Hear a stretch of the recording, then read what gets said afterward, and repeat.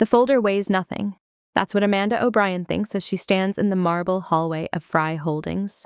White coat, pressed and sharp, the legal dossier clutched against her ribs like a shield.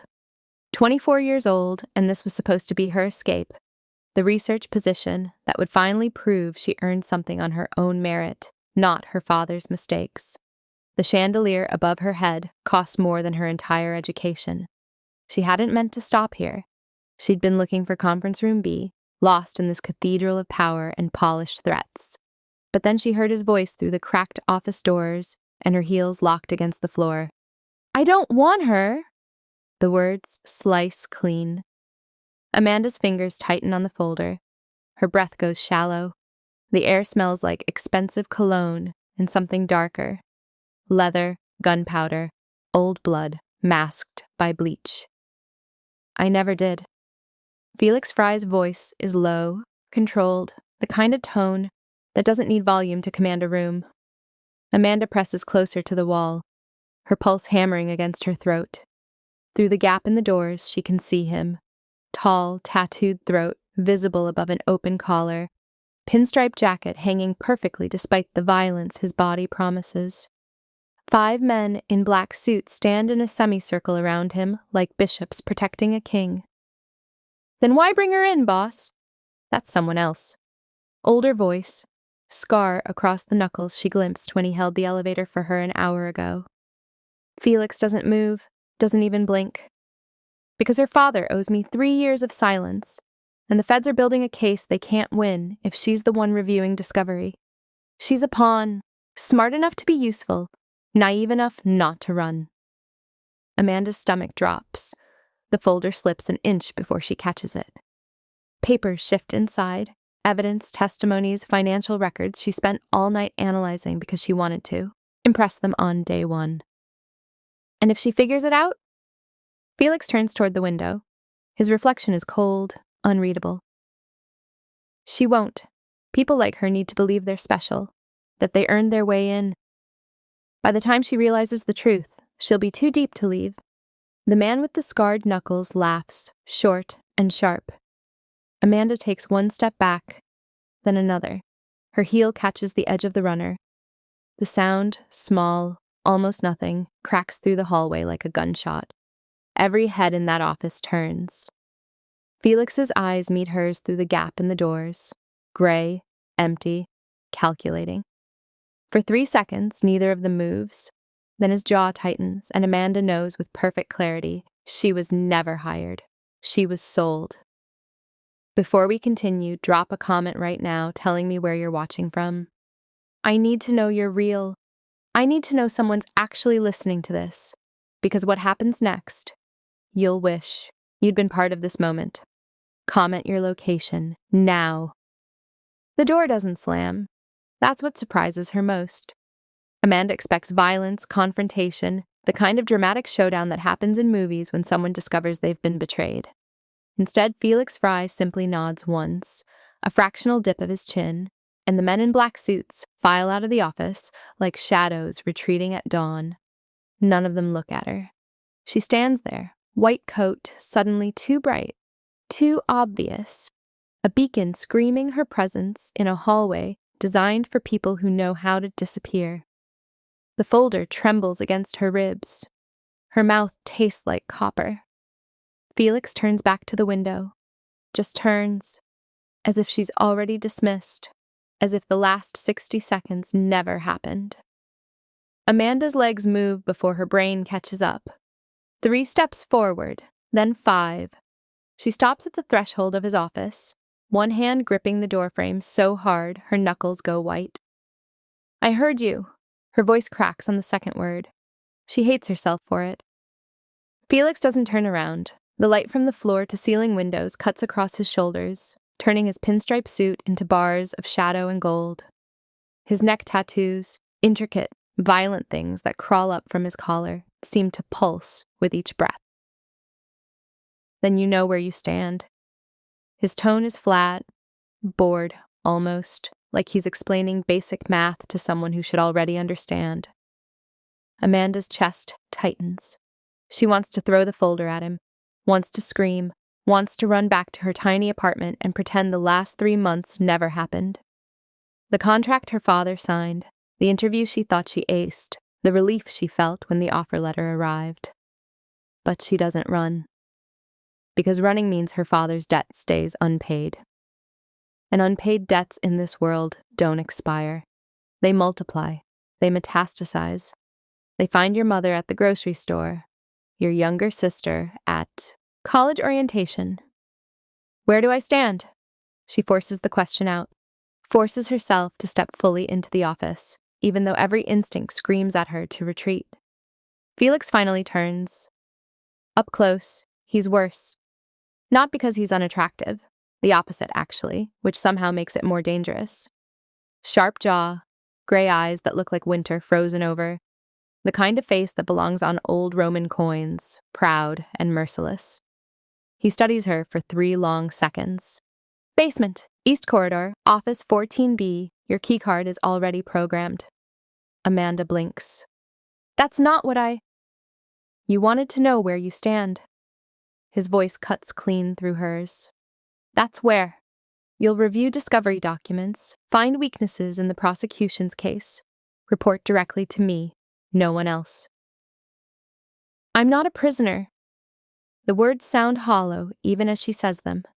Felix's mouth doesn't smile, but something shifts in his eyes. Recognition, maybe, or amusement at her naivety. No, you're an asset. There's a difference. He moves past her toward the door. Stops just close enough that she can smell his cologne. Something dark and expensive that probably costs more than her monthly rent. Office 14B, 9 a.m. tomorrow. Don't be late. Then he's gone. Amanda stands alone in his office, surrounded by leather furniture and abstract art that probably masks surveillance equipment, and realizes she never actually decided to stay. She just didn't leave. And somehow, that feels worse. The basement smells like old paper and newer fear. Amanda finds Office 14B at 8:57 the next morning, keycard clutched in her sweating palm, coffee going cold in her other hand. The door is unmarked, gray, industrial. The kind of door that screams, nothing important happens here. She swipes the card. The lock clicks green. Inside, the space is exactly what she expected, and somehow worse. No windows, fluorescent, lights that hum with the kind of frequency that drills into your skull after an hour. A metal desk, 1 chair, and 17 bankers' boxes stacked against the far wall, each labeled with case numbers and dates. No computer, no phone, just paper. Amanda sets down her coffee, approaches the boxes like they might explode. The first one she opens is filled with police reports, incident summaries, witness statements typed on forms so old they're probably carbon copies. The second box, financial records, bank transfers, shell company registries. A web of money moving through so many accounts it would take weeks to trace. The third box, photographs. She pulls one out. A warehouse, burned. Bodies covered with white sheets, numbered yellow markers placed beside each one like some grotesque Easter egg hunt. Her stomach turns. This is what Felix Fry is. Not the man in the expensive suit, not the cold strategist upstairs. This. Blood and fire and people reduced to evidence markers. She should leave, walk out, call the police, the FBI, anyone. But her father's face flashes through her mind. The way he looked 3 months ago, when the men came to their house, the way his hand shook as he signed the contract, the way he whispered, "I'm sorry," like it could somehow fix 20 years of bad decisions. Amanda sits down, opens the first police report, and starts reading. Hours blur together. The fluorescent lights don't change. No windows means no sense of time, no way to track morning bleeding into afternoon. Amanda's coffee goes from cold to room temperature to something she finally abandons entirely. She reads, and somewhere around page 347 of witness testimony, something catches her eye. A timestamp. Detective Maria Santos claims she arrived at the warehouse fire at 11:32 p.m.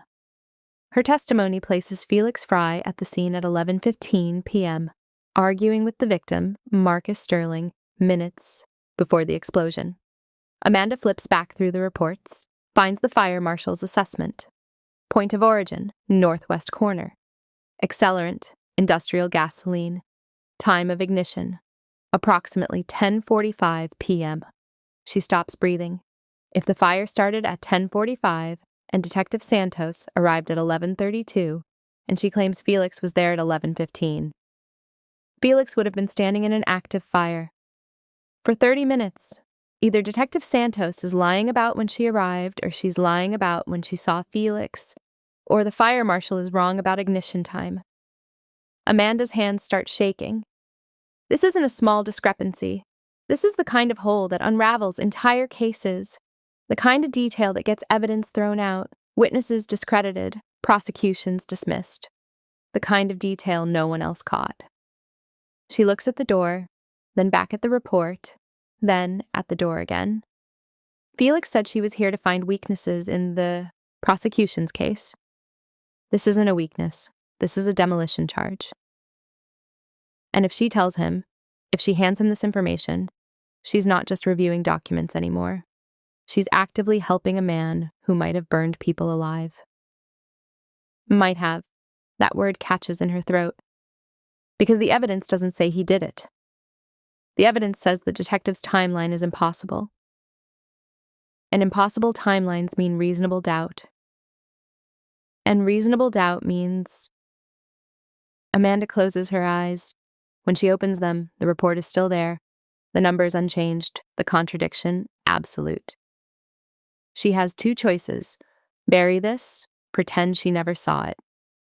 Let the prosecution proceed with flawed evidence, and hope Felix goes to prison for something he might not have actually done.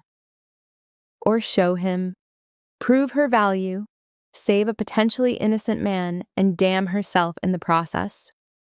Neither option is clean. Neither option is safe. And the worst part is, she has no idea which one makes her more of a monster. The clock on the wall, the only thing in this basement that tracks time, reads 6:43 p.m. when Amanda finally stands. Her back aches. Her eyes burn. The report sits on the desk, flagged with a yellow sticky note marking page 347. She could leave it here, walk out, go home, pretend tomorrow never comes. But her keycard is in her pocket. And the boxes are still stacked against the wall. And somewhere upstairs, Felix Fry is probably sitting in that office with the floor-to-ceiling windows, making decisions that ruin lives or save them, depending on which story you believe. Amanda picks up the report. Her heels echo in the empty corridor. Each step sounds like a choice she can't take back. The elevator ride to the top floor lasts 38 seconds. It feels like 38 years.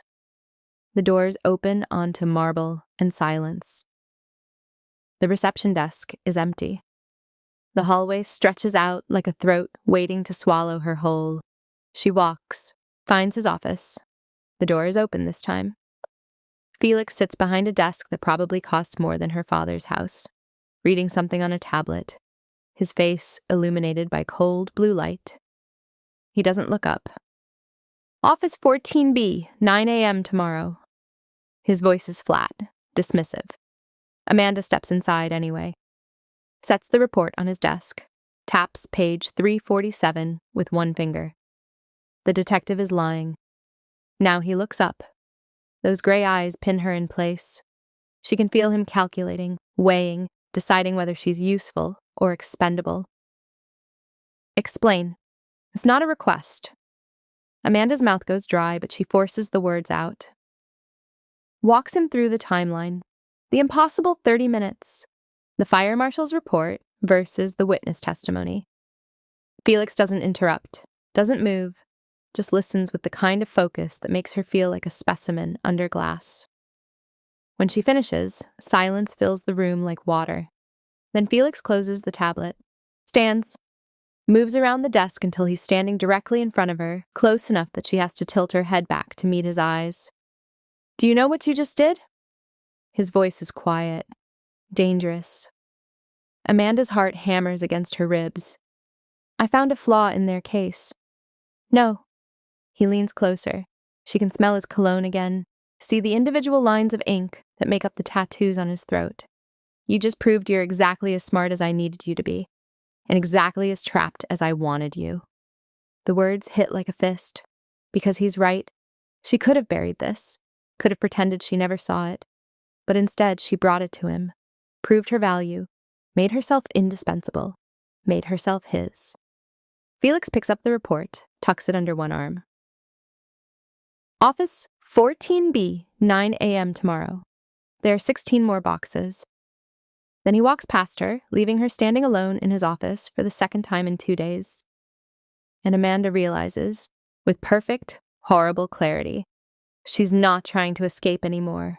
She's trying to survive. And she has no idea if there's a difference. The gun appears before Amanda registers the man holding it. Black metal, matte finish, pointed directly at her chest as she steps out of the parking garage elevator at 9:43 p.m. Arms full of legal briefs she shouldn't be carrying home, but can't seem to leave behind. The man is smiling. That's what makes her blood freeze. Not the weapon, not the way his finger rests too comfortably on the trigger. The smile, wide and friendly like he's greeting an old acquaintance. Miss O'Brien, someone wants to meet you. Amanda's briefcase hits the concrete. Papers scatter. Pages of testimony and evidence photos spread across oil-stained ground like oversized confetti. And her brain screams at her to run, but her legs have stopped taking orders. I don't. It's not a request. 2 more men materialize from behind a concrete pillar, both larger than the first, both wearing the kind of suits that cost money but lack the tailoring that makes Felix's look like armor. One of them reaches for her arm. Amanda jerks back. Her heel catches on her fallen briefcase. She stumbles, catches herself against the elevator door, and her hand slams the call button 3 times in rapid succession. Nothing happens. The elevator doesn't move. The button doesn't light. Someone disabled it, which means they've been waiting, planning, watching her routine long enough to know she leaves late, that she parks on level B3, that she's always alone. The man with the gun takes a step closer. Mr. Sterling would like a word about some inconsistencies in recent legal filings. Sterling. The name detonates in Amanda's mind. Marcus Sterling. The man who died in the warehouse fire. The man whose family now runs what's left of his organization. The family that blames Felix Fry for burning their empire to ash. Literally. I don't know what you're talking about. Her voice shakes. She hates it. The man's smile widens. You found a flaw in Detective Santos's testimony, a 30-minute discrepancy that could unravel the entire case against Felix Fry. Amanda's throat closes, because no one should know that. The report went directly to Felix. She hasn't filed anything officially, hasn't spoken to anyone outside that basement office, which means either Felix told them, or someone inside Fry Holdings did. Who sent you? The question comes out steadier than she feels. One of the men behind her laughs, short and cruel. Does it matter? You're coming either way. He reaches for her again. This time his hand closes around her wrist. Amanda's body reacts before her mind catches up. She twists, pulls, uses the momentum the way her father taught her during those 2 months of self-defense classes when she was 16 and convinced she could protect herself. Her elbow connects with something soft. The man grunts, releases her. For exactly 2 seconds, she thinks she might actually escape. Then the gun presses against her spine.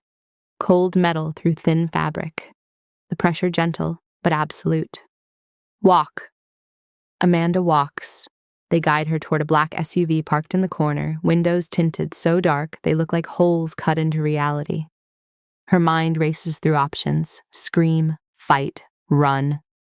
But the gun stays pressed between her shoulder blades, and the parking garage is empty. And even if someone heard her, would they help? Or would they look away? Because people always look away. The SUV door opens. She can see inside now. Leather seats, dark interior. A man in the back holding something that might be rope, or might be zip ties, or might be something worse. Amanda's breath comes in short, sharp gasps. This is real. This is happening.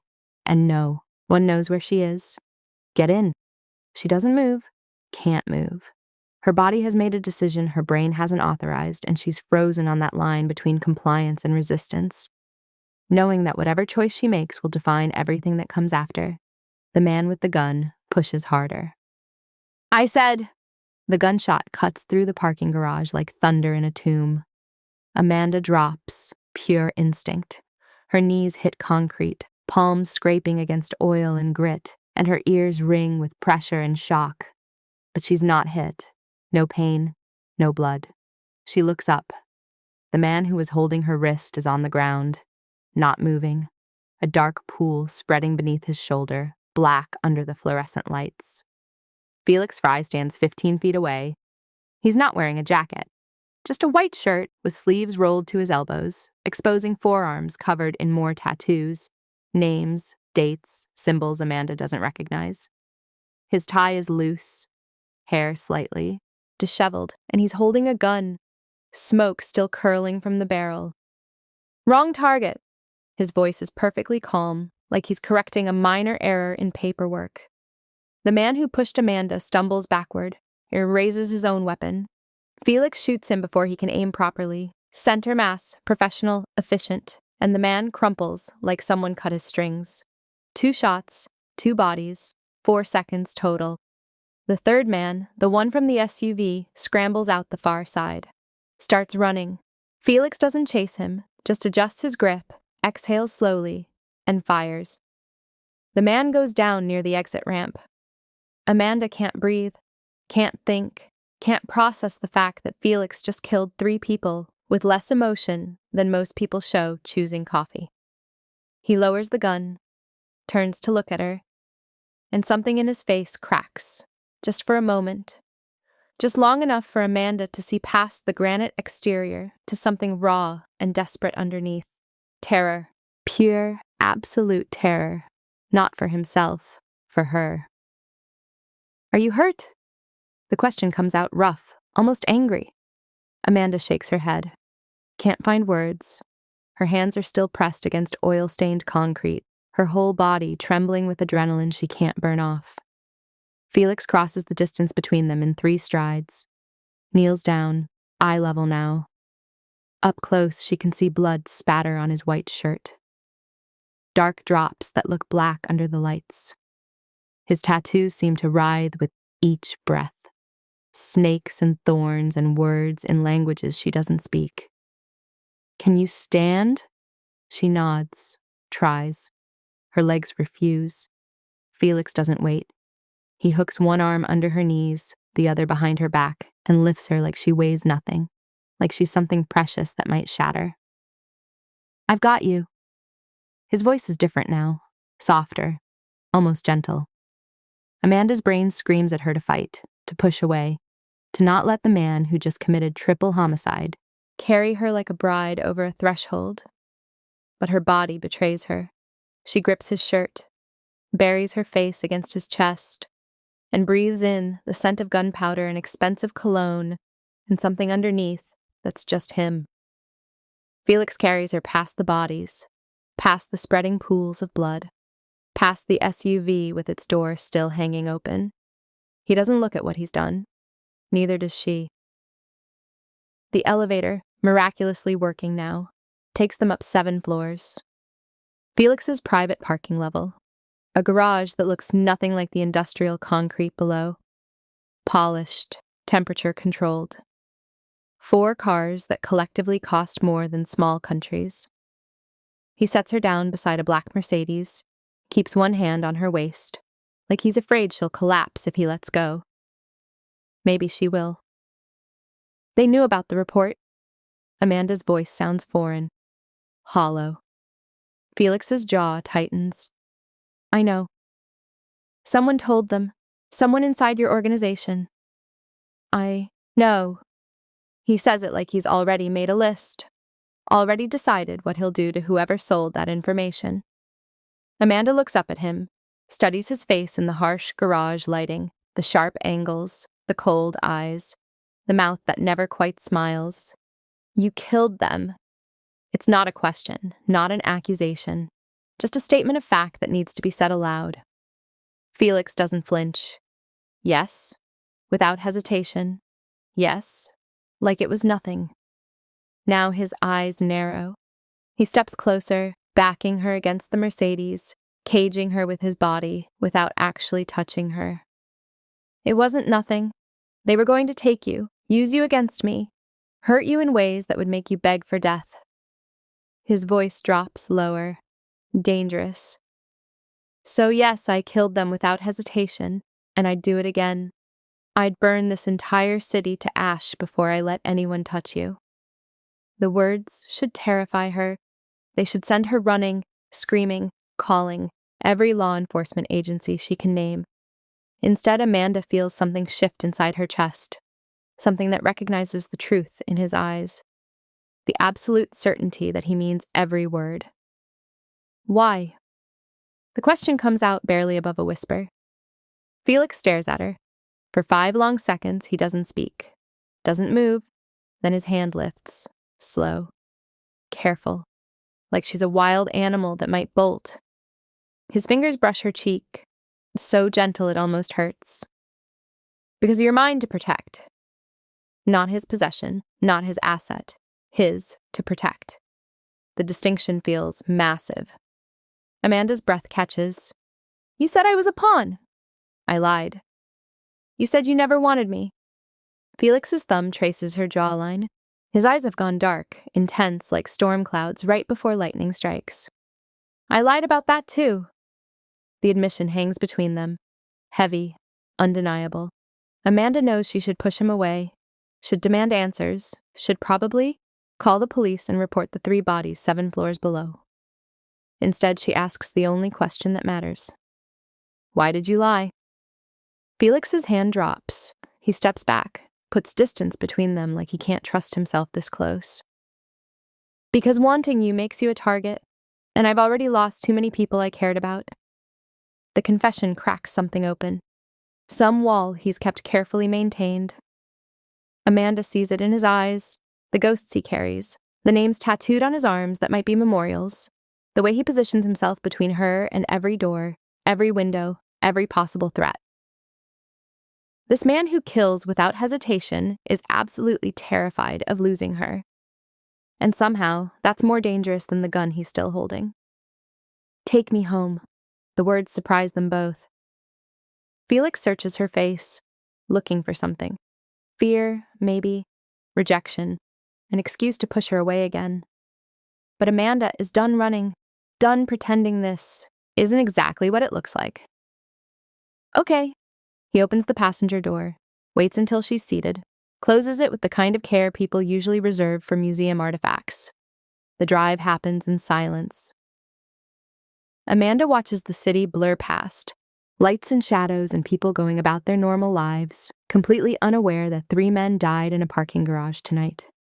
That the woman in the expensive car beside them just became complicit in murder. Because that's what this is now. She found the flaw in the case.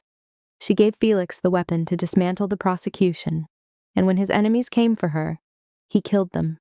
Not to protect his empire, to protect her. The distinction matters, but it doesn't change the fact that she's in deeper now than any legal contract could ever bind her. This isn't about her father's debt anymore. This isn't about proving her worth. This is about survival.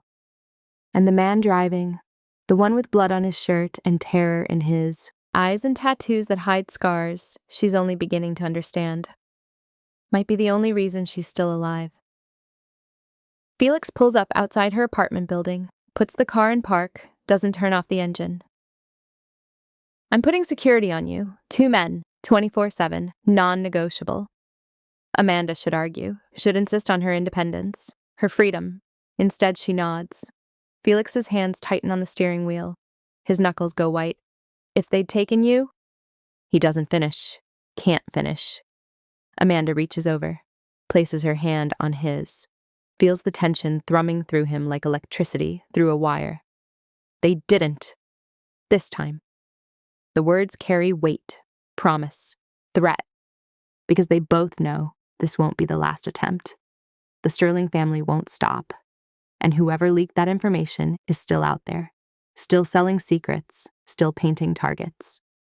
Amanda should walk away, should pack her bags and disappear, should choose survival over whatever this is becoming. But when she looks at Felix, really looks at him, past the monster everyone sees to the man underneath, who's absolutely terrified of losing her, she realizes the choice was made the moment she walked into that office with the report. Maybe even before that. Maybe the moment their eyes met through that crack in the door. Office 14B, 9 a.m. She says it like a promise. Felix's eyes close. Just for a second, relief or resignation or something caught between. When he looks at her again, the mask is back in place. Cold, controlled, dangerous. But his hand turns over, threads his fingers through hers. 9 a.m.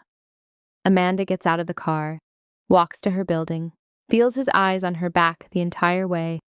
She doesn't look back, doesn't wave, just disappears inside, leaving Felix sitting in the darkness with blood on his shirt and bodies in his wake. And somewhere in the space between them, a clock starts ticking, because everyone who knows what Amanda found will come for her eventually. The only question is whether Felix can kill them all before one of them succeeds. The building explodes at 6:42 a.m. Amanda is 3 blocks away when it happens. Walking toward Fry Holdings with coffee in one hand and her security detail trailing 10 feet behind. 2 men whose names she still doesn't know, but whose presence has become as familiar as her own shadow. The sound reaches her first. Not a bang, a roar, like the earth itself cracking open. Then the shockwave. Glass shatters in every storefront on the street. Car alarms scream to life. Amanda's coffee flies from her hand as one of the security men tackles her to the ground, his body covering hers completely. Debris rains down, concrete chunks, steel fragments, paper that catches fire as it falls, turning the morning sky into a snowstorm of ash. Amanda can't breathe, can't hear anything except ringing. The man on top of her is shouting something, but the words are muffled, distant, like he's underwater. She turns her head, the only part of her body she can move, and sees Fry Holdings, or what's left of it. The top 3 floors are gone, just gone, replaced by flames and black smoke that billows into the sky like a living thing. Windows on the remaining floors have blown out. The marble facade she walked through yesterday morning is cracked, crumbling, pieces the size of cars crashing onto the street below. People run, screaming, crying, covered in dust and blood. Amanda's brain stutters, tries to process, fails, because she was supposed to be in there. Office 14B, basement level, reviewing the next set of documents Felix assigned her. She overslept by exactly 7 minutes. 7 minutes that might have saved her life. The security man pulls her to her feet. His mouth moves. She still can't hear him. He's pointing at a black SUV screeching around the corner, tires smoking. The door flies open before it fully stops. Felix, alive, covered in dust and what might be blood, his white shirt torn at the shoulder, but alive. He reaches for her, pulls her into the vehicle with enough force that she stumbles. The security men pile in after her. The SUV is moving again before the door closes. Amanda's ears pop. Sound rushes back. Sirens, shouting. The engine screaming as they accelerate through intersections without stopping. What? Felix's hand covers her mouth, gentle but firm. His eyes lock onto hers. Not yet. His voice is raw. Smoke damage, probably. Or maybe something else. Amanda nods. His hand drops. She looks at him properly now. Really looks. The blood on his shirt is fresh. His knuckles are split. There's a cut above his left eyebrow that's still bleeding, running down the side of his face in a dark line. You're hurt. I'm alive. He says it, like that's all that matters. Like the building burning behind them, the people who might still be inside, is irrelevant compared to the fact that his heart is still beating. Amanda's stomach turns. How many?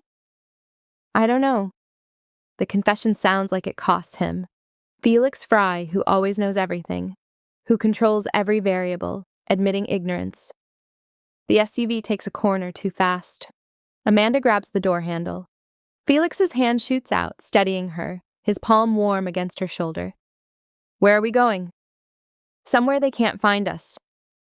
The answer isn't an answer, but the way he says it, the finality in his tone, tells Amanda everything she needs to know. They're running. The lake house materializes through morning fog like something from a dream. 2 hours of driving, no stops, no explanations. Just Felix on his phone, speaking in low, rapid sentences to people Amanda can identify, while the city falls away behind them and civilization becomes sporadic, then sparse, then non-existent. Trees replace buildings. Silence replaces sirens. The house sits at the end of a private road, surrounded by water on 3 sides. Modern architecture, glass and steel, and clean lines that look almost sterile against the organic chaos of the forest. Felix dismisses the security detail with 2 words. Perimeter sweep. They disappear into the trees without argument. Amanda stands on the gravel driveway, still wearing yesterday's clothes, still tasting ash in the back of her throat, and stares at the house that's apparently going to be her prison. Or her sanctuary. She hasn't decided which yet. Felix unlocks the door, holds it open. Inside. Are you going to tell me what happened? Inside first. His tone leaves no room for negotiation. Amanda walks through the doorway into a space that shouldn't exist in Felix Fry's world. Open floor plan, minimalist furniture, floor to ceiling, windows overlooking the lake. Everything is soft edges and natural light, the complete opposite of his office, with its leather and marble and controlled aggression. The door closes behind her with a soft click. Felix locks it. 3 separate deadbolts. Then he stands there, hands still on the door, shoulders tight with tension that looks like it might shatter him if he moves wrong. Felix. Her voice comes out quieter than she intended. He doesn't turn around. The bomb was on the 17th floor, executive level, timed to detonate at 6:45 when morning briefings start. Amanda's breath catches.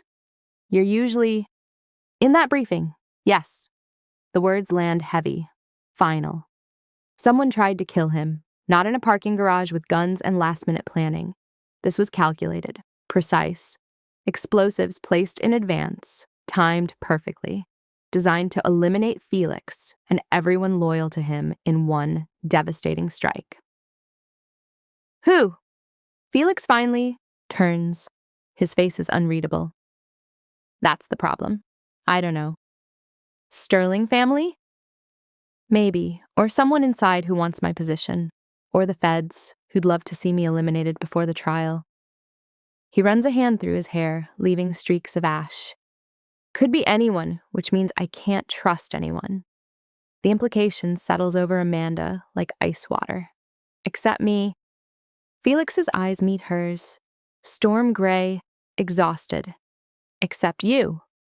The admission hangs between them, fragile, dangerous, because Amanda has given him every reason to distrust her. The eavesdropping, the hesitation, the fact that she's only here because of a debt contract.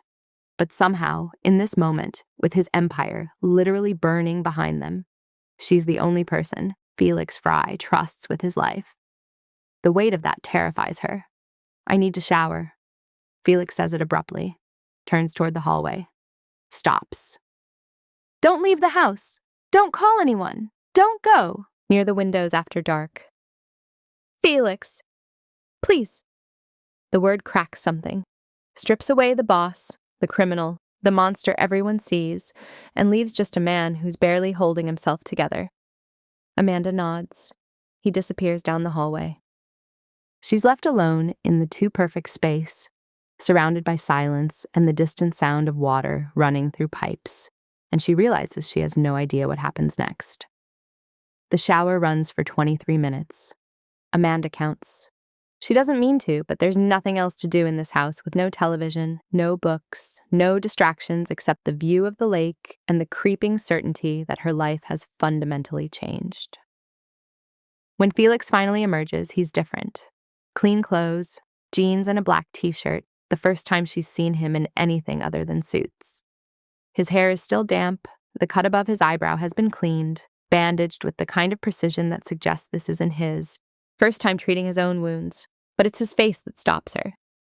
Without the armor of expensive fabric and controlled presentation, Felix looks younger, more human.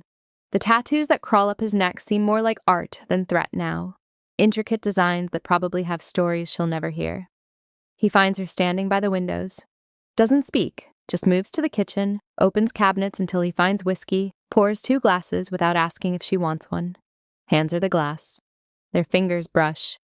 Amanda feels the contact like electricity. Felix drinks half his whiskey in one swallow, stares at the lake. I lied to you. You've established that. The corner of his mouth twitches, almost a smile. Almost. Not just about wanting you, about why I brought you in. Amanda sets her untouched whiskey on the counter. I know why you brought me in. My father's debt exists, but I could have collected in a dozen different ways. Felix turns to face her fully. I brought you in because I needed someone I could isolate, control, someone with no loyalty to my organization who wouldn't have existing alliances or agendas. A pawn, a shield. The distinction sounds important to him. Amanda crosses her arms. Explain the difference. Felix sets down his glass, moves closer, not threatening, careful, like he's approaching something that might bolt. Everyone in my organization wants something. Power, money, status. They smile and obey and wait for the moment when betraying me becomes more profitable than serving me. His voice drops lower. You're the only person who never wanted to be here, which makes you the only person I know isn't angling for position. That doesn't make me trustworthy, that makes me resentful. I know. He says it like he's already calculated that variable, accepted it as part of the equation. Amanda shakes her head. You're insane. Probably. 3 people died trying to kidnap me. A building just exploded. I'm trapped in a lake house with a man who kills without hesitation. I hesitate. The interruption is quiet but absolute. Amanda stops, stares at him. Felix's jaw tightens. You think I don't? You think pulling that trigger is easy? That watching people die doesn't carve pieces out of me every single time? You didn't look like it bothered you. Good. That's the point. He takes a step closer, then another. The moment they see hesitation, I'm dead. My family is dead. Everyone who depends on me for protection becomes a target. So I don't hesitate. I don't show weakness. I don't let anyone see that every person I've killed haunts me. His hand lifts, traces one of the tattoos on his forearm, a name Amanda can't read from this angle. I know every name, every face, every reason they had to die, and I carry them. The confession strips us away the last of Amanda's defenses, because she's been seeing him as a monster, as something less than human. But monsters don't remember their victims' names. Monsters don't tattoo guilt onto their skin where they can never forget it. Felix Fry is just a man, a dangerous, damaged, absolutely terrifying man who's been carrying the weight of an empire alone for so long he's forgotten how to set it down. Why are you telling me this? Her voice comes out barely above a whisper. Felix's hand drops. His eyes search her face. Because I'm tired of lying. Because someone just tried to kill me, and the only person I want to talk to is you. Because... He stops, swallows hard. Because when I thought that bomb might have caught you, when I thought you might have been early to the office for once, I forgot how to breathe. Amanda's heart hammers against her ribs. She should back away, should maintain distance, should remember that this man is her captor, her employer, the reason her life imploded. Instead, she steps closer. I was late. Felix's eyes close, just for a second. Relief so profound it looks like pain. I know. I've been tracking your phone since the parking garage. Watched you walk toward the building. Saw you 3 blocks out when... He doesn't finish. Doesn't need to. Amanda reaches up. Her hand hovers inches from his face, giving him time to pull away, to rebuild the walls, to become the cold boss who doesn't need anyone. He doesn't move. She touches his cheek, feels the rough stubble, the warmth of his skin. I don't know how to do this.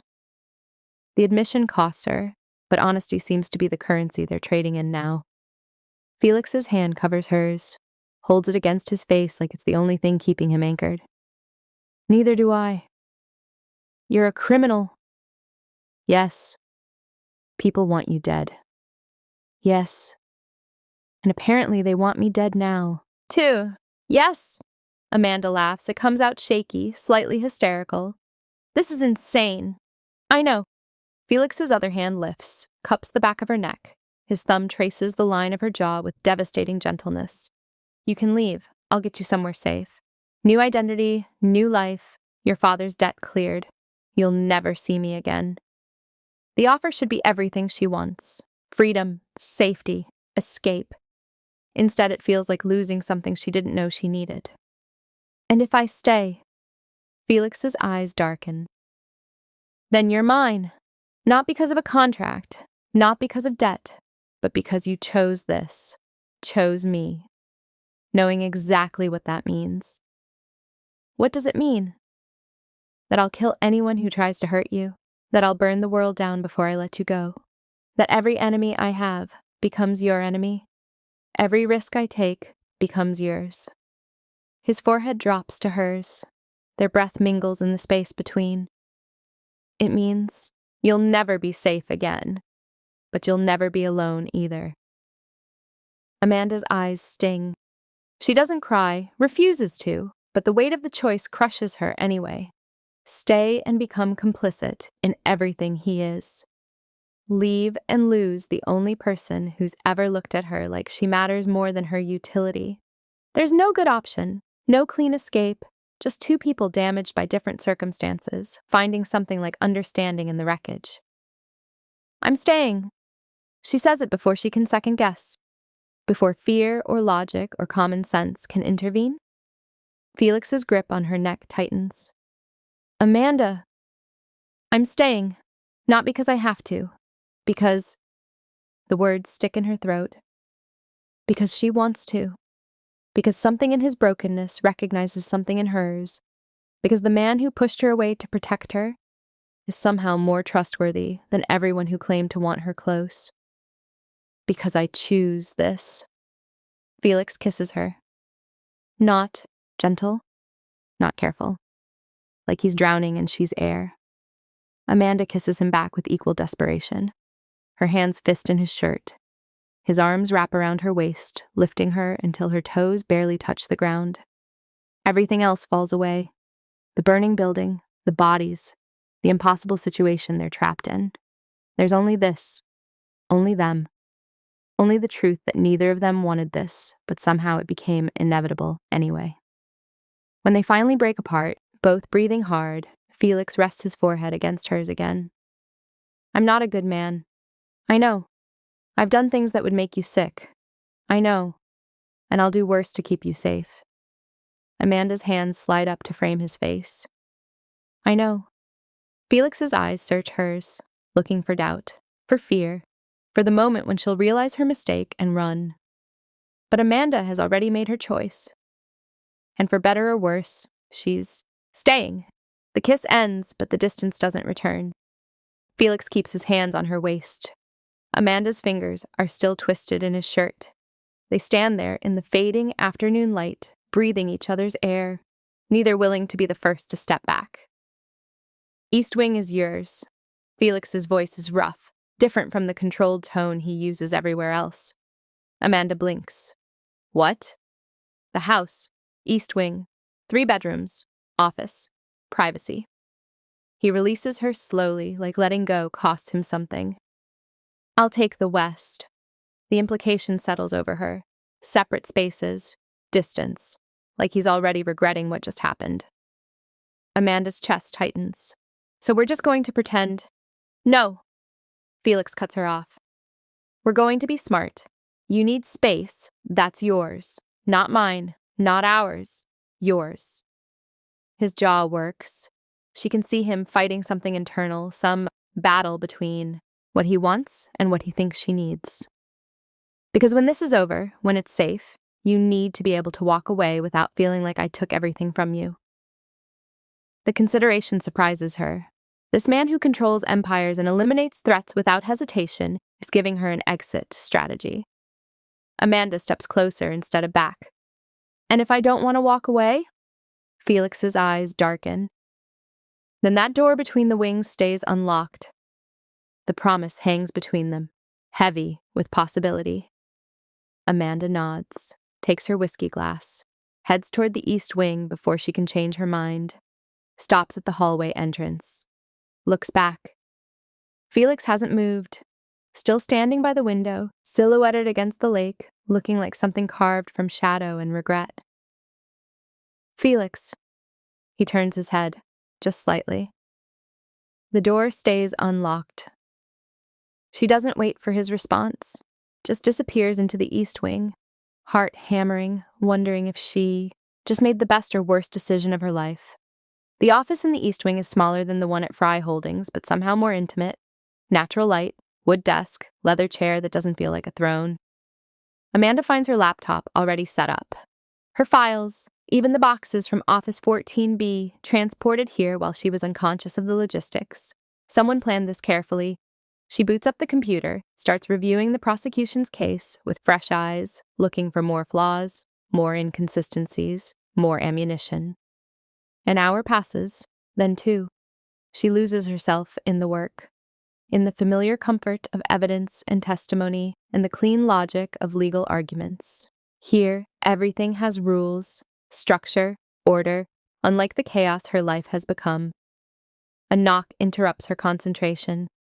Felix stands in the doorway, changed clothes again, now wearing reading glasses she's never seen before, holding a tablet. The glasses transform him, make him look less like a crime boss and more like what he might have been in another life.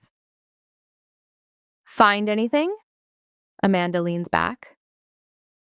3 more timeline issues, 2 witness statements that contradict each other, and 1 detective who seems to have been in 2 places at once.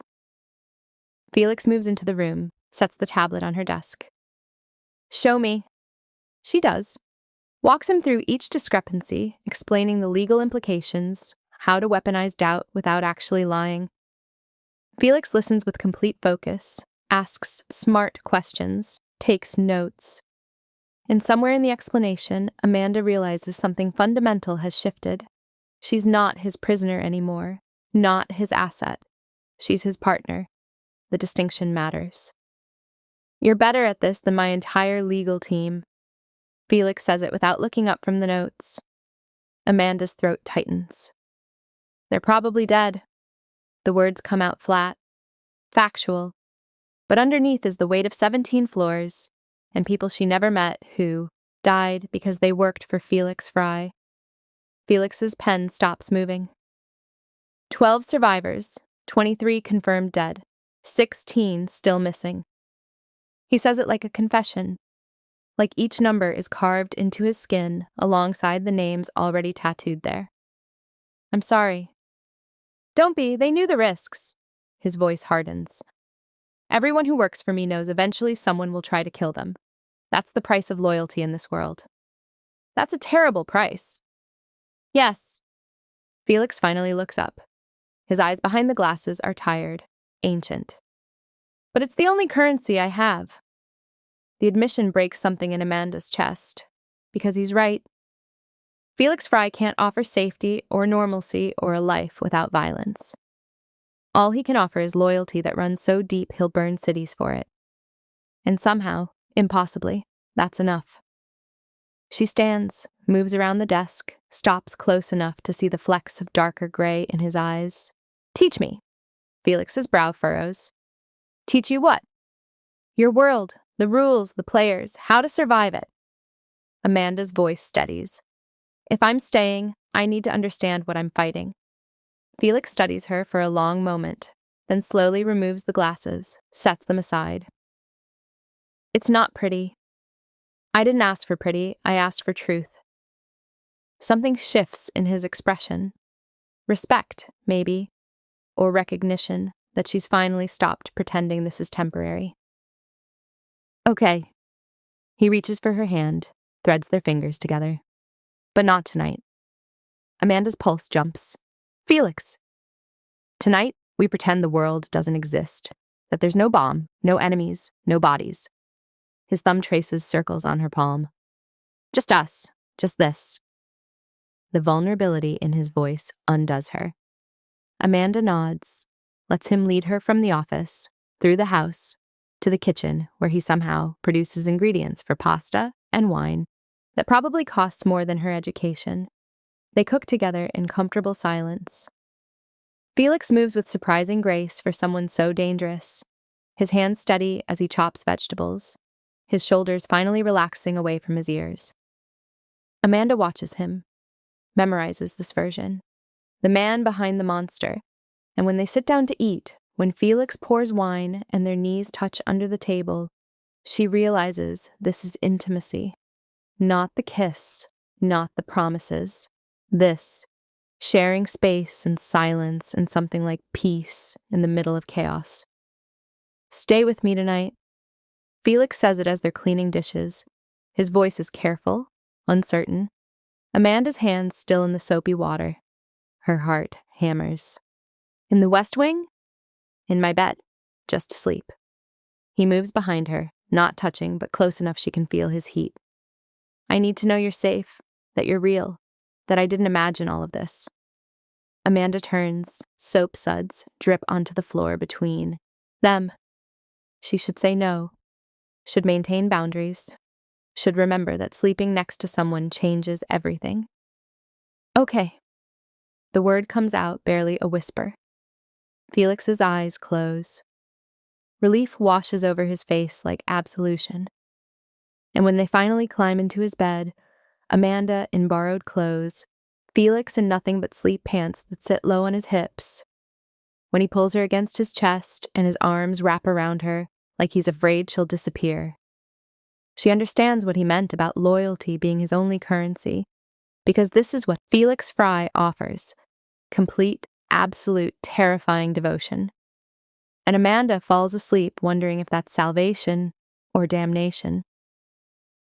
The folder appears on the breakfast table like a ghost. Amanda walks into the kitchen at dawn, Felix's arm still warm where she left it across empty sheets, and finds manila paper sitting beside her coffee mug. No note, no explanation. Just a folder marked with her father's name in handwriting she doesn't recognize. Her hands shake as she opens it. The first page is a contract. Standard loan agreement. $50,000 borrowed 15 years ago. Reasonable interest rate. Payment schedule that her father should have been able to manage. Should have. Amanda flips to the second page.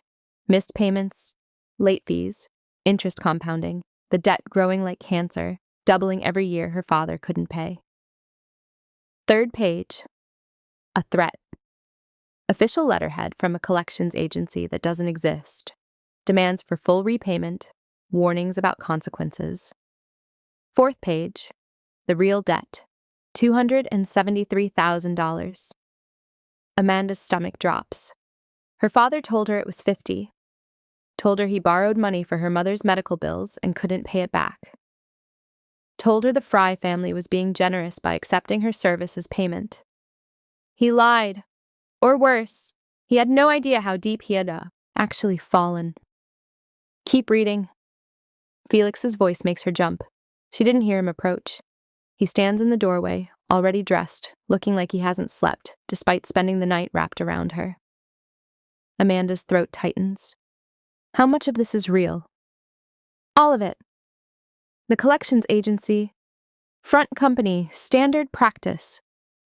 Felix moves to the coffee maker, pours himself a cup like they're discussing weather instead of fraud.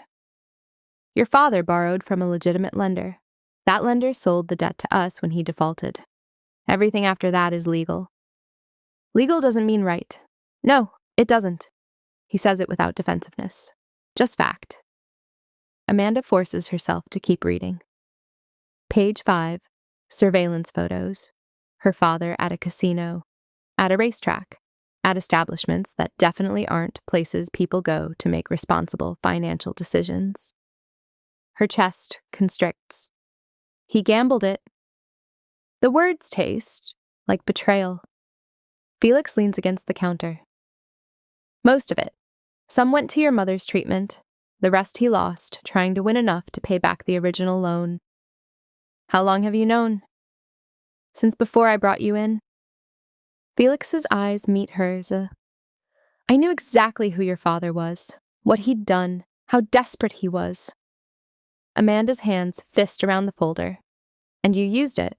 Yes. No apology, no justification, just brutal honesty.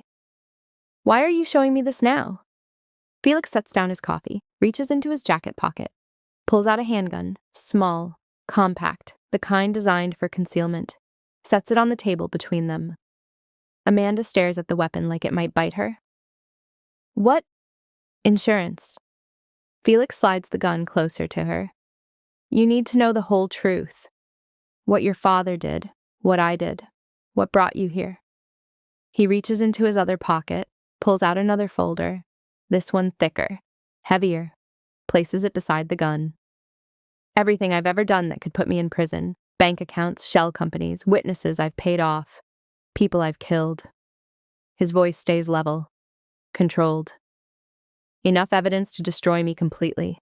Amanda's pulse hammers in her ears. Felix! You need leverage, real leverage, not a contract, not a promise. He pushes both items toward her. The gun is loaded. The folder is comprehensive. You can shoot me right now. Walk out with that evidence and hand it to the FBI. Your father's debt disappears. You become a hero. I become a memory.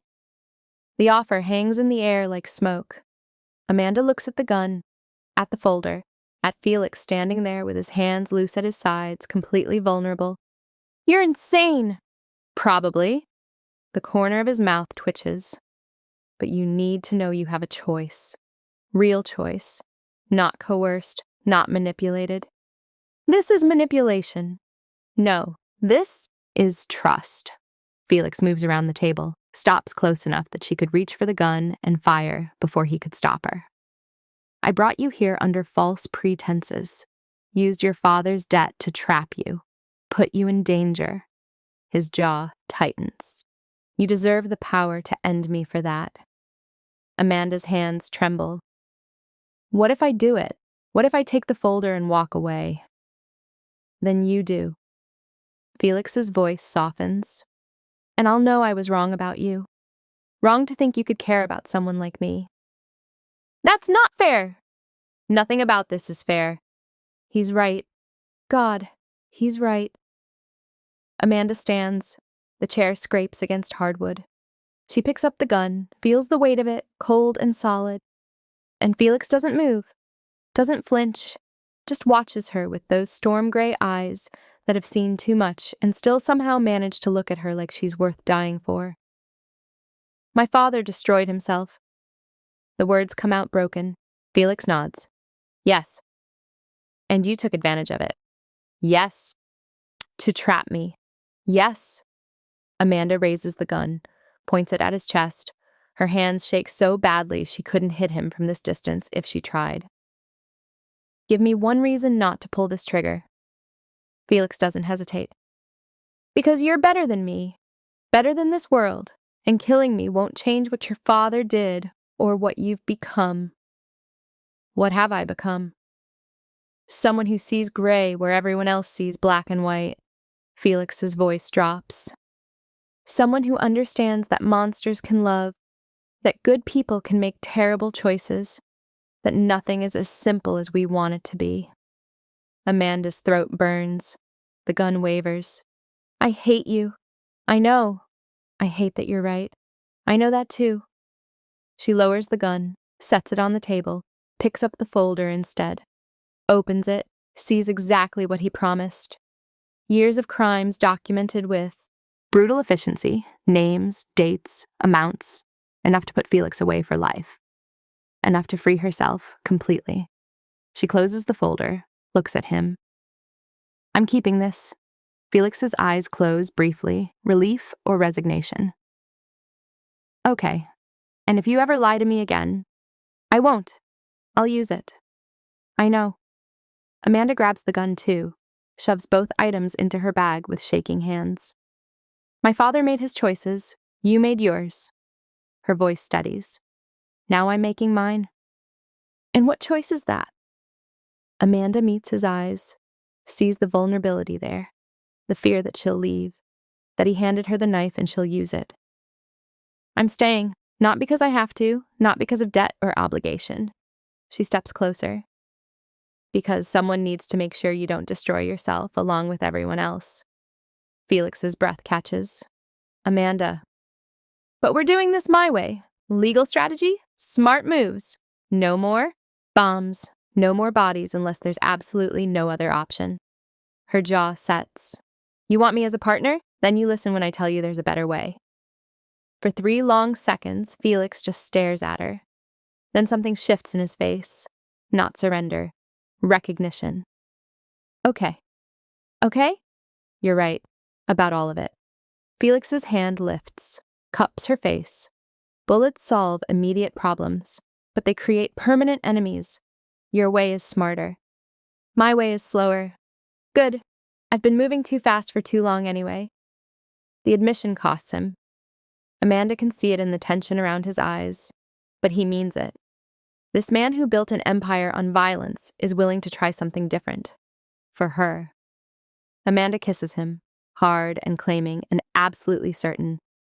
When they break apart, she keeps her hand pressed over his heart. The folder stays with me. Felix nods. The folder stays with you. And if I ever need it, you use it. His hand covers hers. No questions, no revenge, just the consequences I earned. The promise settles between them like a vow, and Amanda realizes this is what partnership looks like in Felix Fry's world. Not hearts and flowers, not safety or normalcy. Just brutal honesty and the trust that comes from giving someone the power to destroy you. It's terrifying. It's perfect. It's enough. If you're still here, you're invested. Prove it. Hit that like button, or you'll never know if they survive what's coming next. Subscribe, because I promise you, you'll regret missing what happens after this. Do it now before you forget. Before it's too late.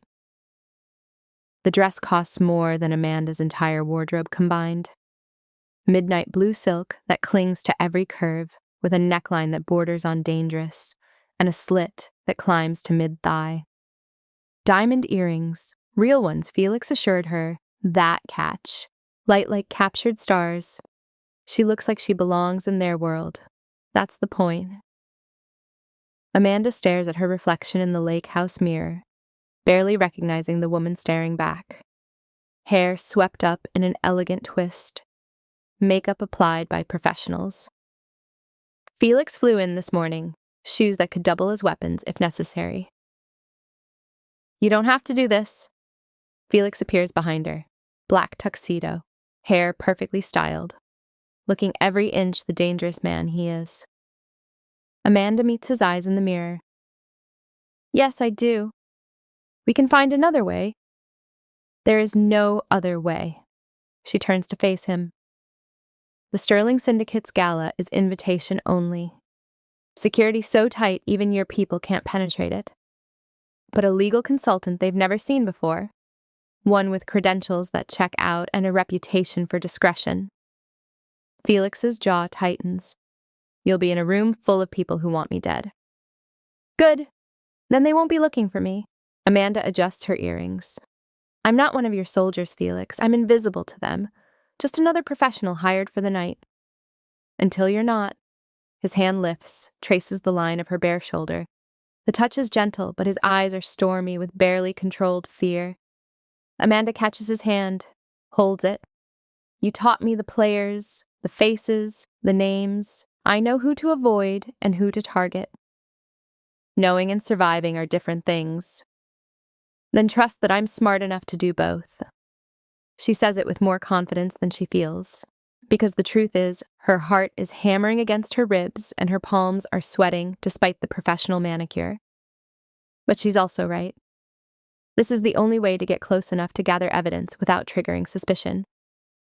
Felix searches her face, looking for doubt, for fear, for any excuse to call this off.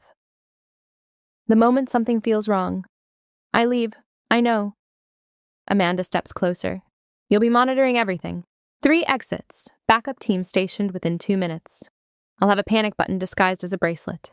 She lifts her wrist where a delicate gold chain sits, beautiful and deadly. Felix's fingers brush the bracelet. 1 press, that's all it takes.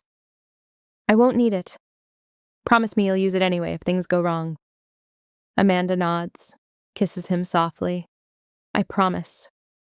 The lie tastes like expensive lipstick, because they both know if things go wrong, pressing a button won't save her. It'll just tell Felix where to find her body. The Sterling Syndicate Gala happens in a building that used to be a bank. Appropriate, Amanda thinks as she steps out of the car. Felix wouldn't let her take a loan. The architecture screams old money and new power. Marble columns, crystal chandeliers, security so subtle it's almost invisible. Almost. Amanda spots 3 cameras before she reaches the entrance. 4 men in suits that fit too well to be purely decorative. A metal detector disguised as an archway. She hands her invitation to the woman at the door. Smiles. Professional. Forgettable. The woman scans it, checks a tablet, nods. Ms. Chen, welcome. The Sterling family appreciates your consultation tonight. Amanda, now Sarah Chen, legal specialist from San Francisco, smiles wider. Happy to help. She walks through the metal detector. It doesn't alarm. Felix's people removed anything that might trigger it, replacing her panic bracelet with one that uses different technology.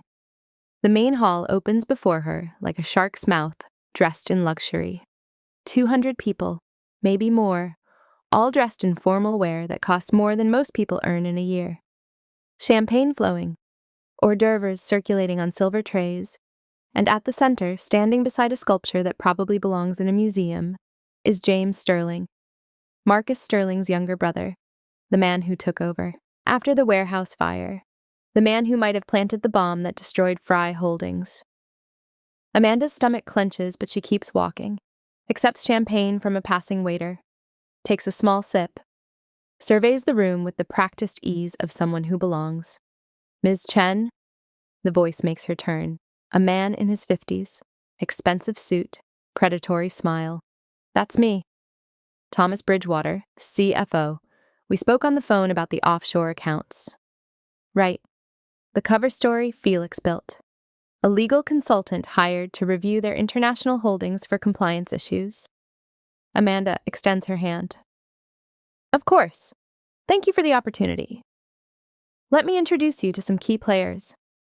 He guides her through the crowd, introduces her to executives and lawyers and people whose titles mean nothing, but whose eyes assess everything. Amanda plays her part perfectly, asks intelligent questions, makes observations that sound professional, takes mental notes of every face, every name, every connection. And slowly, carefully, she works her way closer to James Sterling. He's holding court near the bar, 3 men clustered around him like disciples. Amanda recognizes 2 from Felix's briefing, security chiefs with reputations for violence. The 3rd man is unfamiliar. That makes him dangerous. Mr. Sterling. Thomas appears at her elbow, guiding her forward. This is Sarah Chen, the consultant I mentioned. James Sterling turns. His eyes are nothing like his brother's. Marcus was ambitious, ruthless. James is something colder, more calculating. Ms. Chen, Thomas speaks highly of your discretion. Amanda smiles. Discretion is all I offer. That and accuracy. Good, because what we're building here requires both. James gestures to the unfamiliar man. This is Richard Moss. He'll be liaising with you on the more sensitive accounts. Richard Moss extends his hand. Amanda shakes it. His grip is firm, professional. His eyes are dead. This is the man who planted the bomb. Amanda knows it with the same certainty she knew Felix was telling the truth about her father. Some people wear their violence like perfume. I look forward to working together. Amanda keeps her voice steady, even though her pulse is screaming. Richard smiles. As do I. Perhaps we could discuss the particulars somewhere more private. Every instinct tells her to refuse. To stay in the crowded room where witnesses exist, but private is where she'll find evidence. Of course, James nods approvingly. Richard, show Miss Chen to the executive office. She can review the preliminary documents there. Richard gestures toward a hallway. Amanda follows, acutely aware that she's walking away from safety and towards something that could kill her. Her fingers brush the panic bracelet. Not yet. The executive office is exactly what she expected. Mahogany desk, leather chairs, windows overlooking the city that look like they've never been opened. Richard closes the door behind them. The click of the lock sounds like a gunshot. The documents are on the desk.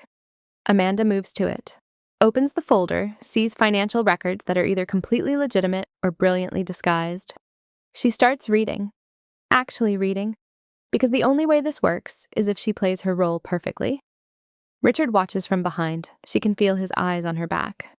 You're very thorough. That's what you're paying for. True, but I wonder... His voice drops. Are you thorough enough to notice what's really happening here? Amanda's blood runs cold, but she doesn't look up. I'm not sure what you mean. The accounts you're reviewing, the offshore holdings, they're all perfectly legal, clean, exactly what they appear to be. Now she turns, meets his dead eyes. Then I'll report as much. Richard smiles. But that's not why you're here. Is it, Ms. O'Brien? The name hits like a fist. Amanda's hand moves toward the bracelet, but Richard is faster. His grip closes around her wrist, crushing. Felix really thought we wouldn't notice. That a legal researcher from his own organization could just walk in here wearing a different name. He twists her arm. Amanda gasps. The pain shoots up to her shoulder. The question is, what does Felix want you to find, and what are you willing to die to protect? Amanda's free hand moves, not to the bracelet, to the letter opener on the desk. She drives it into Richard's thigh. He screams, releases her. She presses the bracelet and runs. The gunshot comes from nowhere. Amanda bursts through the galas side exit into an alley, Richard's blood still on her hands, her heels clicking against wet pavement. The panic signal should have brought Felix's team already, but the alley is empty, silent except for her ragged breathing. Too silent. She spins around just as the first shot cracks through the air, not aimed at her. At Felix, who appears at the alley entrance 3 seconds after her, moving with the kind of speed that shouldn't be possible for someone his size. He sees the shooter, changes direction mid-stride, throws himself between Amanda and the muzzle flash. The bullet hits him, center mass. Felix goes down. Amanda's scream tears from her throat before she can stop it. She drops to her knees beside him, hands immediately pressing against the wound in his chest. Blood, hot and dark, spilling between her fingers. No, no, no. Felix's hand covers hers. His grip is weak, but deliberate. Run! I'm not leaving you! Amanda! Blood flecks his lips when he speaks. Run! The shooter steps into the alley. Young, maybe 25. Sterling Syndicate tattoo visible on his neck. He raises the gun again. Amanda's hand moves on. Instinct. Finds the weapon Felix always carries. Pulls it from his shoulder holster with shaking fingers. Points it at the shooter. Don't! Her voice doesn't sound like her own. Too cold, too steady. The shooter laughs. You won't... Amanda fires. The recoil nearly breaks her wrist, but the bullet finds its target. Center mass. Just like Felix taught her during their 3 days at the lake house, when she insisted on learning. The shooter drops. Amanda doesn't lower the gun, doesn't look at what she's done, just keeps it trained on the alley entrance while her other hand presses harder against Felix's wound. Stay with me. Felix's eyes are unfocused, his breathing shallow and wet. Should have listened when you said, no more bodies. Shut up, save your strength. Amanda's voice cracks. Where's your team? Compromised. Each word costs him. Someone. Inside. The realization hits like ice water. The empty alley. The perfect timing. The shooter knowing exactly where they'd exit. This wasn't Sterling Syndicate acting alone. This was someone in Felix's organization who wanted him dead. Tires screech at the alley entrance. Amanda raises the gun, but it's Felix's backup team. 3 men in tactical gear who take in the scene with professional efficiency. Boss is hit. We need medical now. One of them, the one Amanda recognizes from her security detail, drops beside Felix. Rips open his shirt to assess the wound. Lung, maybe heart. He's not going to make it to a hospital. Amanda's world narrows to a pinpoint. Then bring the hospital here. Ma'am, I said bring the hospital here. Her voice cuts like a blade. You have a doctor on retainer. Call him, get a surgical team. Do whatever it takes, but you do not let him die. The man stares at her for 2 seconds, then nods, pulls out his phone. Amanda keeps pressure on the wound, watches Felix's face go paler, feels his blood soaking through her dress. You don't get to die. She says it quiet, fierce. You gave me a gun and a folder and the power to destroy you. I'm not letting you off that easy. Felix's mouth twitches, almost a smile. His hand squeezes hers one more time, then his eyes close. The safe house Felix's team brings them to isn't safe anymore. Amanda realizes it the moment they carry him inside. Too many people know about it. Too many variables. The mole in his organization could be anyone in this room. Felix is laid on a surgical table, someone assembled in what used to be a dining room. The doctor, a man in his 60s who asks no questions, works with brutal efficiency. Amanda watches from the doorway, still wearing the blood-soaked dress, still holding Felix's gun. The backup team clusters in the living room. 5 men who've served Felix for years. 5 men who might include a traitor. They're arguing in low voices. Amanda catches fragments. Need to consolidate power. Sterling will move on territory tonight. Without the boss, we're vulnerable. She walks into the room. They fall silent. Amanda sets the gun on the coffee table, looks each man in the eye. Who knew about the gala? No one speaks. Who knew? The man from her security detail, Marcus, she remembers now, steps forward. All of us, plus the boss's inner circle. Maybe 15 people total. And who suggested I go in alone? Silence. Amanda's jaw tightens. Someone set this up. Someone wanted Felix exposed. So either you tell me who or I start eliminating possibilities. She picks up the gun again, checks the magazine, still has rounds. The men exchange glances, calculating whether she's serious. She is. The plan came from Vincent. Marcus says it quiet. Felix is second in command. He pushed for the infiltration, said it was the cleanest. Way to gather intel. Amanda's stomach drops. Where is Vincent now? Running security at the North Warehouse, managing the Sterling situation, or making sure Felix's absence creates enough chaos to seize control. Amanda's mind races through options. Felix is unconscious. His organization is fracturing. His enemies are circling. And she's a legal researcher in a bloodstained dress, holding a gun she's fired exactly once. She should call the police, the FBI, anyone with actual authority. Instead, she straightens her spine and makes a decision that will either save them or destroy everything. Get Vincent on the phone. Tell him Felix is stable and wants a full report. Her voice steadies. Don't mention the shooting.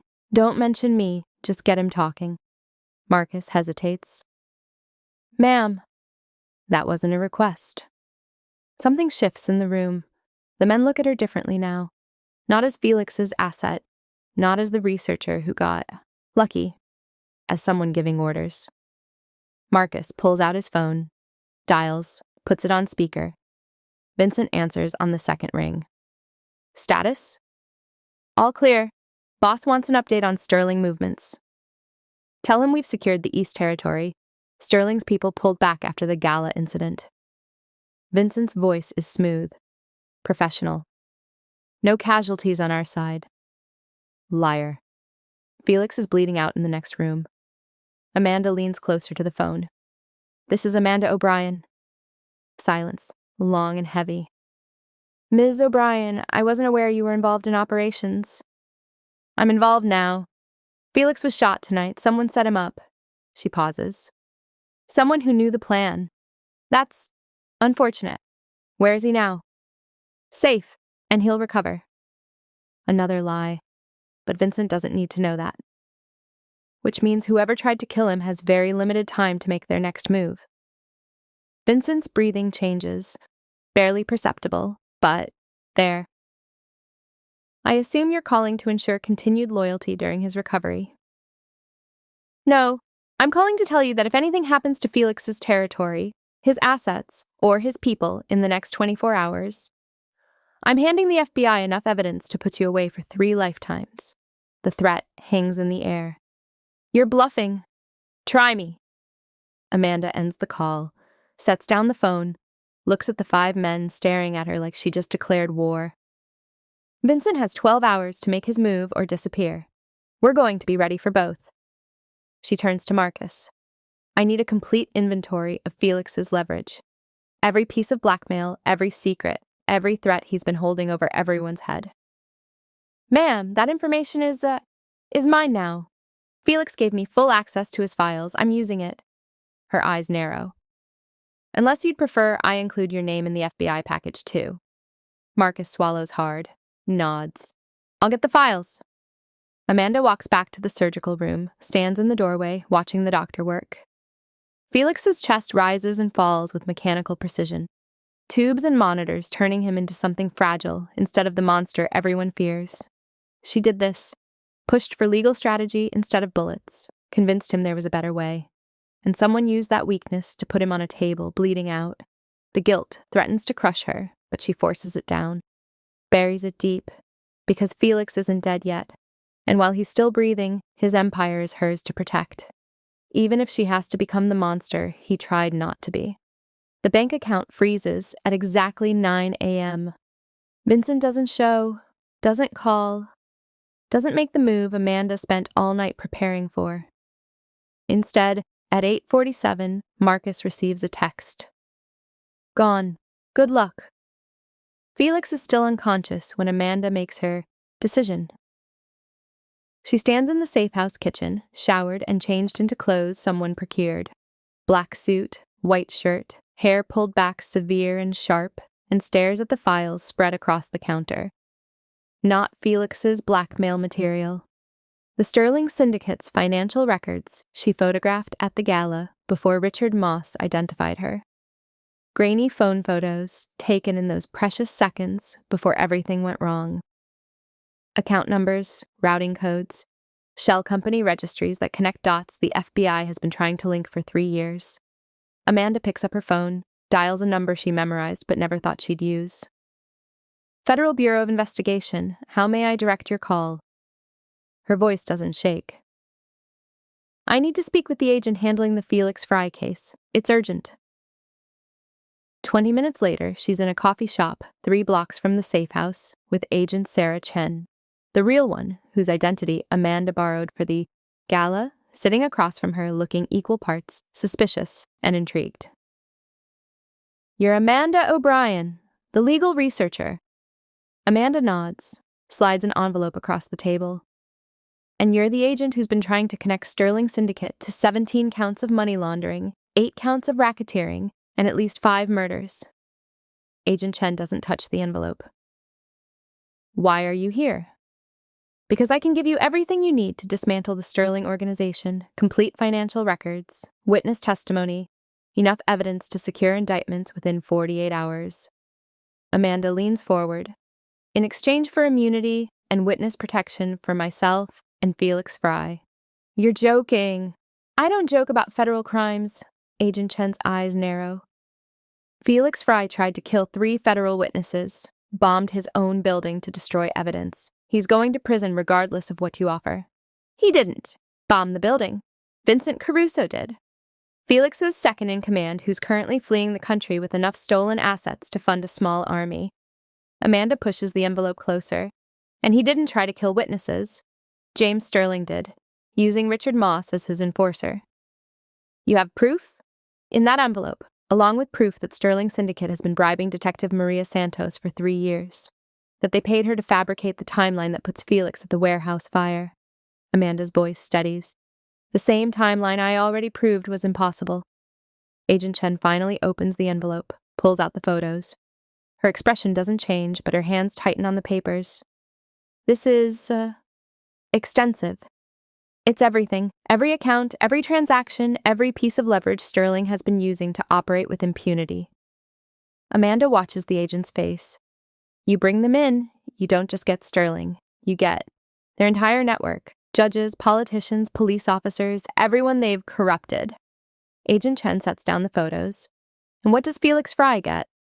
A chance to walk away, dissolve his organization, cooperate fully with federal investigation into remaining criminal enterprises. Amanda's jaw tightens. And a life that doesn't end in prison or a bullet. That's asking a lot. I'm offering more. The silence stretches. Agent Chen studies Amanda like she's a puzzle that doesn't fit together properly. Why? Why protect him? He used you, trapped you, put your life in danger. Amanda thinks about Felix bleeding on a surgical table, about the tattoos that memorialize his victims, about the man who gave her a gun and the power to destroy him because trust mattered more than survival. Because he's trying to be better, and people who try deserve a chance. She pauses, even if they don't deserve forgiveness. Agent Chen's mouth tightens. She gathers the photos, slides them back into the envelope. I need to verify this information, run it past my supervisor, get authorization for immunity negotiations. You have 6 hours. After that, Sterling realizes their accounts are compromised and the evidence disappears.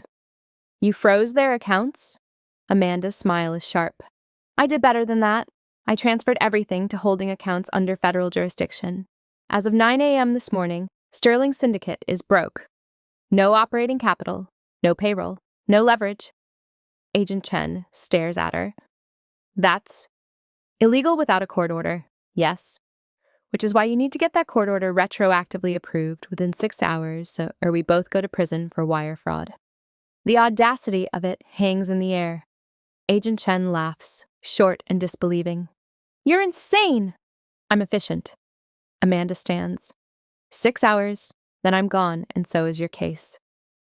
She walks, out before the agent can respond, before doubt can creep in, before she can think about what she's just done, because she didn't just betray Felix's world. She didn't just hand the FBI everything they needed to destroy his enemies. She made a deal that assumes Felix will want to walk away. That assumes he'll choose her over his empire. That assumes a man who's been building power for 15 years will just let it all go. And she has absolutely no idea if she's right. The Sterling Syndicate realizes what happened at 11:32 a.m. Amanda is back at the safe house when her phone rings. Unknown number, she answers anyway. You have made a grave mistake. James Sterling's voice is ice and fury. Amanda's pulse jumps, but her voice stays level. Have I? You think freezing accounts will stop us? We have resources you can't imagine. People who owe us favors, ways of making problems disappear. Had, past tense. Amanda moves to the window, watches the street for movement. You had resources, now you have frozen assets and federal agents executing search warrants at 17 locations simultaneously. Silence. Then, you're dead. You understand that? You and everyone you care about. No, I'm protected. Federal witness protection, full immunity, and every threat you just made was recorded and will be added to your indictment. Amanda's hand tightens on the phone. But thank you for the confession. Makes the prosecutor's job easier. She hangs up, blocks the number, sits down because her legs are shaking too badly to stand. What has she done? The thought crashes over her like a wave. She just declared war on an organization that makes Felix's operation look tame. Put herself in the crosshairs of people who've been operating for decades. Gambling that the FBI can move fast enough to protect her. Gambling that Felix will forgive her for making deals without his consent. Gambling, everything on 6 hours, and the hope that legal warfare beats actual warfare. The door behind her opens. Amanda spins, hand moving toward the gun she started carrying. It's Marcus. His face is grim. FBI just executed coordinated raids. Sterling, his lieutenants, 8 shell companies, and Detective Santos, all arrested within 20 minutes. Amanda's breath catches. And Sterling's people are scattered. No leadership, no money, no way to retaliate effectively. Marcus studies her. You just destroyed them without firing a shot. Is Felix awake? No, but the doctor says he's stable. Might wake up in the next few hours. Amanda nods. Doesn't trust herself to speak. Because the truth is, she doesn't know if Felix will see this as salvation or betrayal. If he'll understand that she did the only thing that could save them both. Or if he'll hate her for taking away his choice. Marcus clears his throat. For what it's worth what you did today, that's smarter than anything the boss has done in 10 years. Or stupider. Maybe both. He leaves. Amanda stays by the window, watching the street, waiting for consequences. Because they're coming. From the FBI, from Sterling's remaining people, from Felix when he wakes up and realizes his empire is gone. She's burned every bridge, made enemies of everyone, bet everything on a future that might not exist. And somewhere in the next room, Felix Fry is unconscious, unaware that the woman he trusted just destroyed his entire world to save his life. His eyes open at 2:43 a.m. Amanda is asleep in the chair beside his bed when Felix's hand moves. Just a twitch, barely perceptible, but enough to wake her from the half-consciousness she's been living in for 18 hours. She bolts upright. Felix? His eyes find hers, gray and exhausted, but alive. So impossibly alive. You're here. His voice is rough, damaged from the breathing tube they removed 3 hours ago. Amanda's throat closes. She reaches for his hand. Where else would I be? Prison, witness protection, anywhere but... He stops, coughs, winces at the pain. What did you do? The question lands heavy, because he knows. Somehow, even unconscious, even barely alive, he knows she made moves he didn't authorize. Amanda takes a breath. I dismantled Sterling's syndicate, froze their accounts, handed the FBI enough evidence to arrest everyone in their leadership structure. She pauses. And I negotiated immunity for both of us in exchange for your full cooperation. Silence. Felix stares at her, his face unreadable. You handed the FBI everything.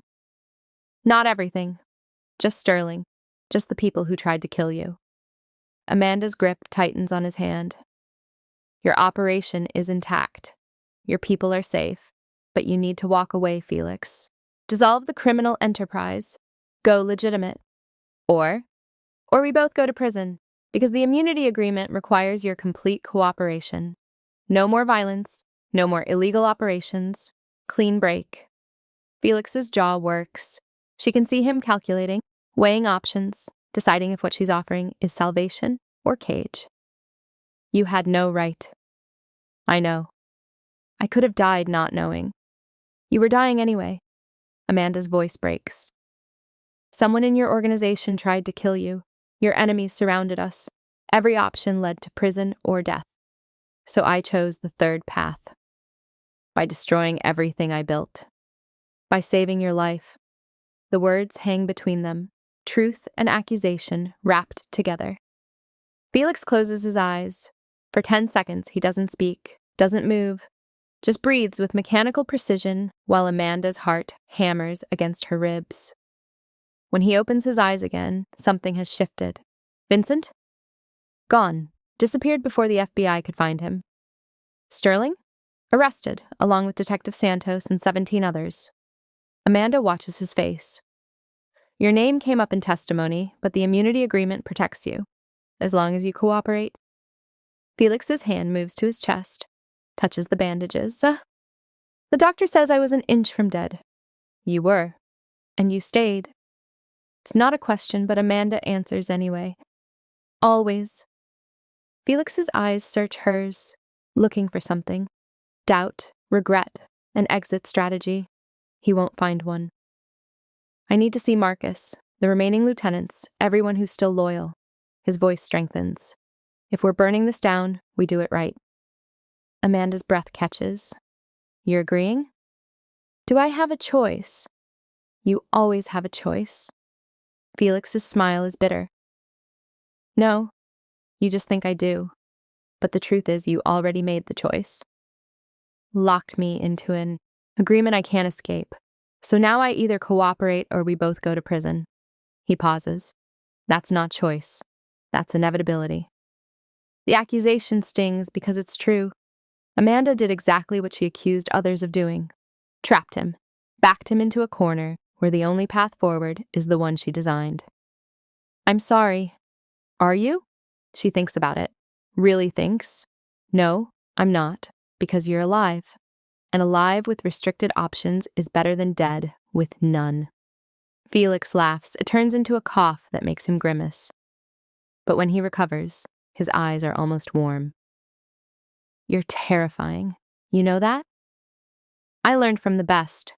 He pulls her closer, despite the pain, despite everything, until her forehead rests against his. I love you. The words stop Amanda's heart. Felix has never said them, never even hinted at them. They've built something in blood, and violence, and desperate choices, but neither has named it until now. You don't have to. I love you. He says it firmer. I loved you when you walked into my office with that report, when you survived the parking garage, when you chose to stay at the lake house. I've been loving you through every impossible choice, and I'm tired of pretending I'm not. Amanda's eyes burn. Felix! And I'm angry, furious that you made this decision without me, that you traded my empire for my life like their equivalent. His hand cups her face. But I'm also grateful, because you saw what I couldn't, that there's no winning this game, only surviving long enough to walk away. He kisses her, soft and careful and absolutely certain. When they break apart, Amanda whispers against his mouth, What do we do now? We build something new. 6 months later, Amanda stands in the marble hallway of what used to be Fry Holdings. The building has been rebuilt, renovated, transformed from criminal headquarters into legitimate corporate offices. The 17 floors house a legal consulting firm that specializes in compliance and corporate restructuring. No mob connections, no shell companies, no blood money, just billable hours and retainer agreements and work that won't get anyone killed. Felix appears beside her, walking without assistance now, though his chest still aches when it rains. Wearing a suit that costs less than before, but fits better. Hair slightly longer, tattoos still visible, but somehow less threatening in fluorescent lighting. You're thinking too loud. Amanda smiles, touches her stomach where 6 months of pregnancy has started to show. Just remembering. The first day? When you said you didn't want me, that I was just a pawn. Felix's arm wraps around her waist, pulls her close. I lied. I know. I wanted you from the first moment. Terrified me how much. Amanda leans into him, feels their sun move. Between them, a flutter of life that shouldn't exist, but does anyway. Do you regret it? Walking away? Felix considers the question, really considers it. Every day, and not at all. He turns her to face him. I miss the power, the control, the certainty that I could solve any problem with enough force. But I prefer waking up without wondering who'll try to kill me. Prefer building something that won't collapse the moment I'm gone.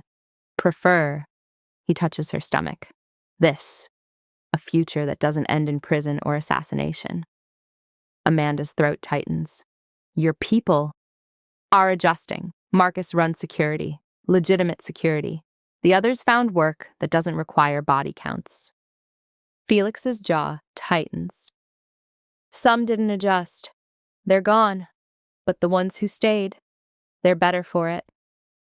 You sound like you're trying to convince yourself. Maybe I am. He pulls her closer. But I'm here. We're here. And in 3 months, we're bringing a son into a world that won't demand he become what I was. The weight of that settles over them. Because Felix Fry spent 15 years building an empire of violence. And Amanda O'Brien spent 3 months dismantling it. And somehow, in the wreckage, they found something worth keeping. I love you. Amanda says it like a vow. Felix's smile is real this time, reaches his eyes. I know. You destroyed my life for me. Can't get more loving than that. She laughs. kisses him in the hallway where everything started, where he said he didn't want her, where she overheard the lie that trapped them both.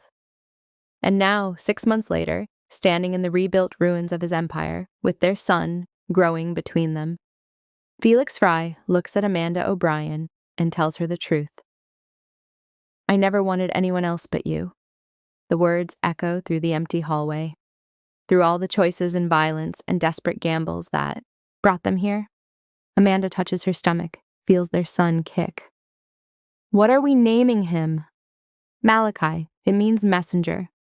Felix's hand covers hers. "Because he's the message that we can be better than what made us." "Heavy burden for a baby." "He'll manage. He's got you for a mother." Felix's voice softens. "And that means he'll be brilliant, stubborn, and absolutely terrifying when he needs to be." Amanda smiles, leans into the man who used to be a monster and chose to become something else. For her, for them, for the future they're building in the ashes of his past. Outside, the city continues. People go about their lives, unaware that in this hallway, a crime boss and the woman who saved him are starting over. No more bullets, no more bodies, no more empire built on blood. Just two people who found each other in the worst possible circumstances and decided love was worth more than power. It's not a happy ending. Not quite. But it's an honest one, and for Amanda O'Brien and Felix Fry, that's enough. You just spent the last hour with Amanda and Felix. You watched them bleed, fight, survive. You felt every choice, every sacrifice. So here's my question. Are you really going to walk away without leaving a trace? Without letting me know this story mattered to you? Drop a comment, any comment. Tell me which moment broke you. Tell me if you think they made the right choice. Tell me you were here.